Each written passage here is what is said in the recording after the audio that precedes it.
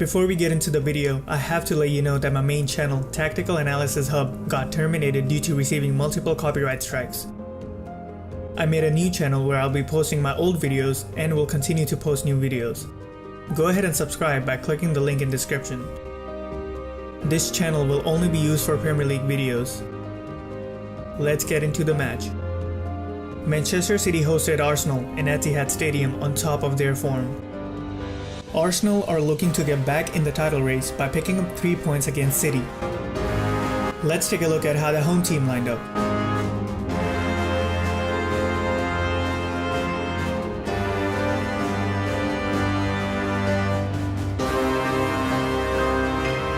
Let's take a look at how the away team lined up.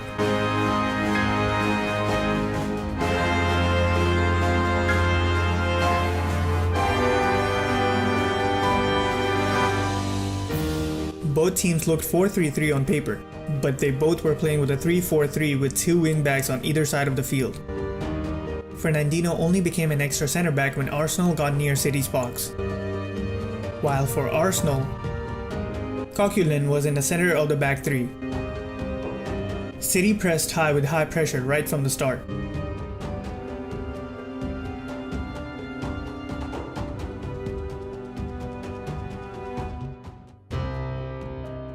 Arsenal only pressed with high pressure when the ball was upfield. This was done to stop City from building up from the back like they usually do. But that did not stop City from finding spaces and getting upfield by exploiting those spaces.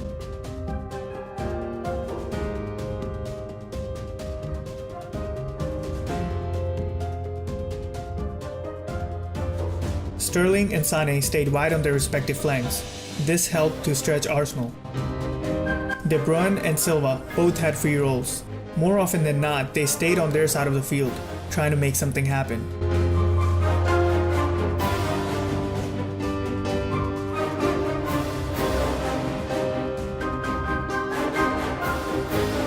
But on occasions, they overloaded one side of the field. This caused Arsenal's defense to move around a lot, leaving spaces for other City players.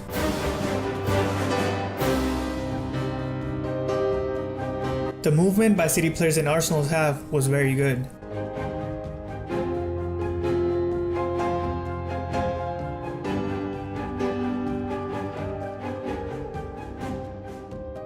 They were causing Arsenal's defense trouble right from the start.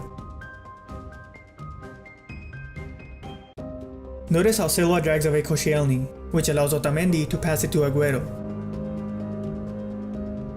This caused Arsenal to sit back and limit space for City in the final third.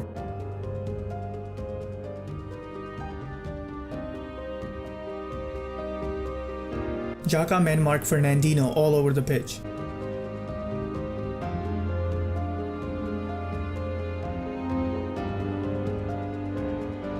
While one center back always stayed tied with Aguero.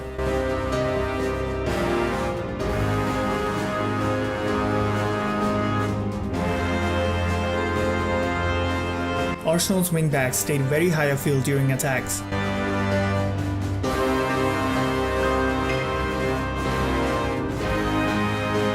Arsenal were able to get near City's goal several times through the right wing. This is because Ozil stayed just inside the right wing to occupy Delph, which left space for Bellerin behind him.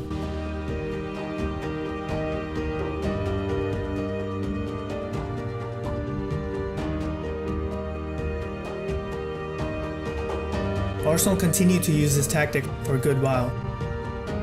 Sané now picking up Bellerin, with Delph getting dragged inside due to Ramsey.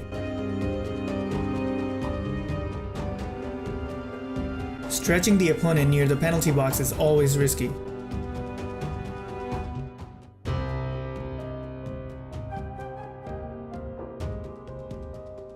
Arsenal's high pressure caused City to panic on a few occasions.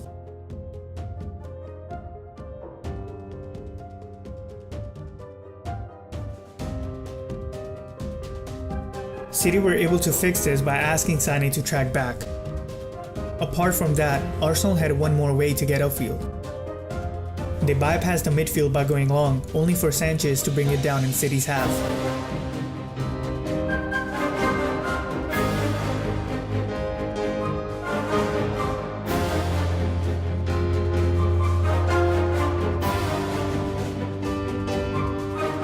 majority of Arsenal's attacking plays came through counterattacks.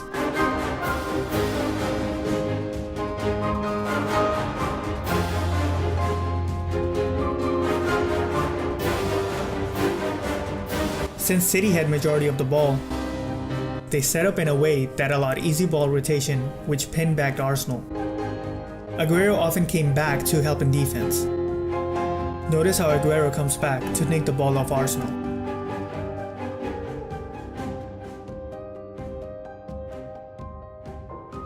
City's high pressure made it difficult for Arsenal to hold on to the ball.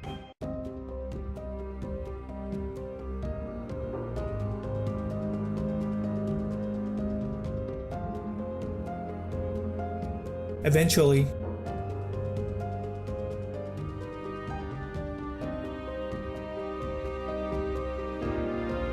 five seconds later,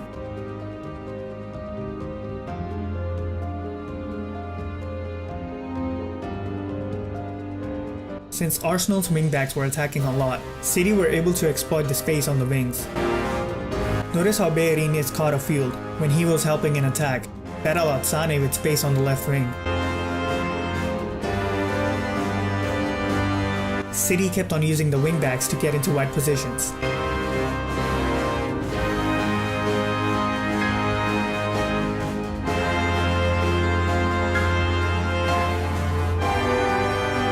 Arsenal were also very poor from corners. They did this a couple of times, which was surprising as it always resulted in a City counterattack. The problem for Arsenal was that they were not able to link up in the final third.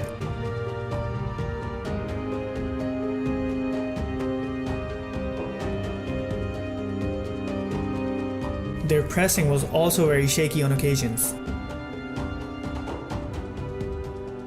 Notice how Arsenal's pressing is not disciplined. The forwards are pressing high up, while everyone else just stays back. Towards the end of the first half, Arsenal got their best chance yet.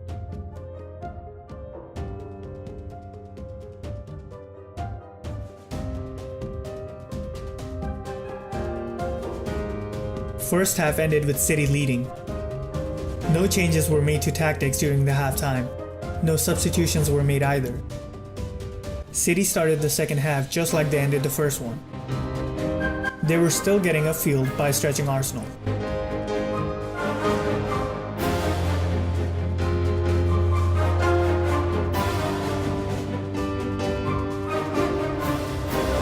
In the 48th minute, this happened.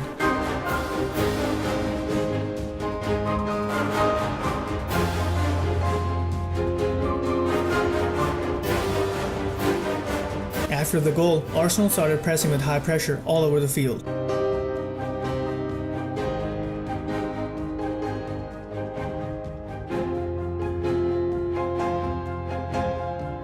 Arsenal were still able to get upfield by bypassing the midfield.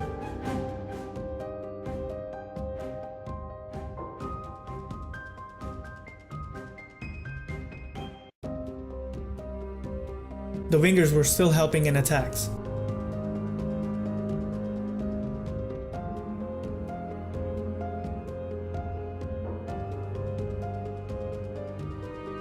They also committed a lot of players forward in hopes of getting back into the game.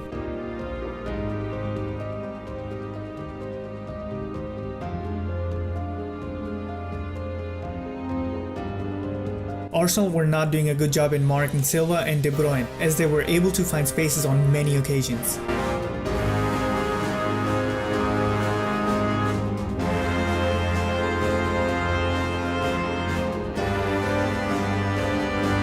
City kept on using their wingbacks to help in attacks.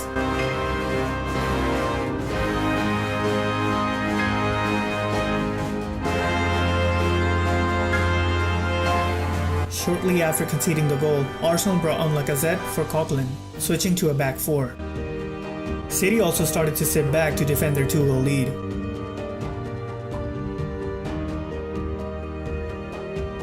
Introduction of Lacazette seemed to have put Arsenal in a different gear.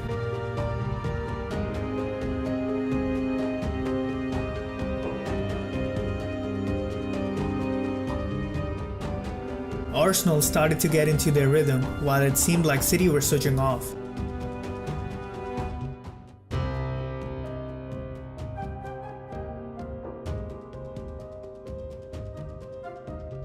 Eventually,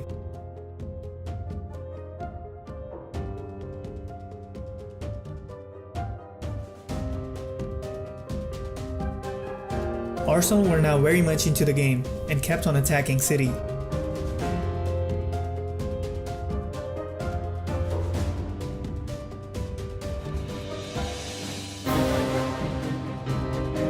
Lacazette's goal was like a wake-up call for City. City's intensity of attacks only increased after Arsenal's goal.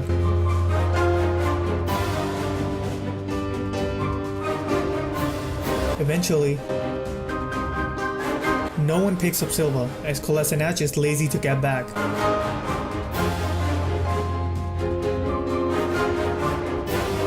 The goal should not have stood as Silva was clearly offside. That goal basically killed off Arsenal's chances to come back. City brought on Gundogan for Sterling to have more defensive stability. At the same time, Wenger brought on Giroud and Wilshere for Iwobi and Xhaka. Arsenal kept on trying to get another goal.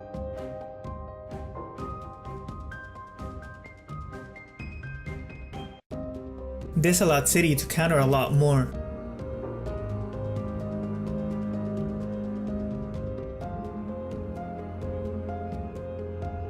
City still had majority of the possession.